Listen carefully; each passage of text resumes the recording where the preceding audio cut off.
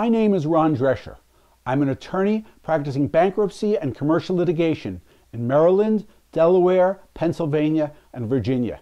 And today I want to answer the question, do I have to reaffirm my car loan in Chapter 7? The short answer to that question is yes, you do. That's a requirement of the Bankruptcy Code, that if you want to keep your car loan, you need to agree to reaffirm that debt. What does that mean?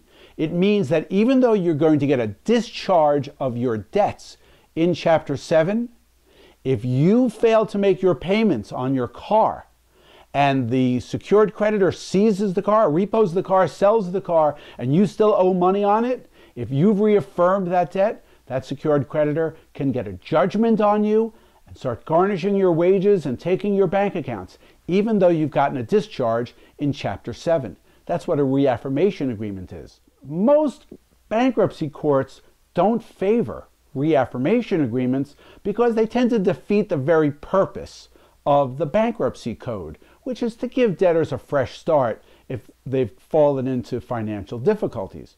So what frequently happens in these bankruptcy cases is that the debtor will do what the debtor is supposed to do, which is sign a reaffirmation agreement that's been prepared by the car lender.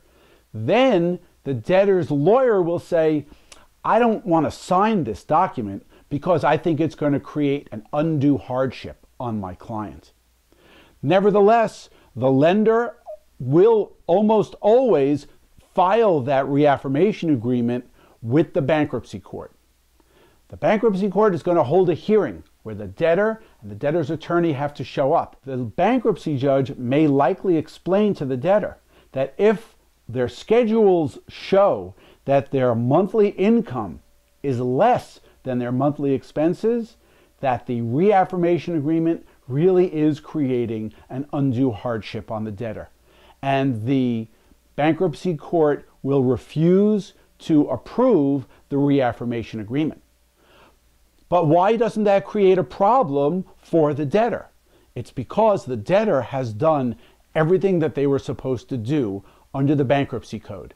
And the order that the bankruptcy court will enter will say, as long as the debtor is making payments on the car, the secured creditor can't seize or repossess that car. My name is Ron Drescher. I'm an attorney practicing bankruptcy and commercial litigation. And if you have a question about how the reaffirmation process works, please pick up the phone and call. I would love to hear from you.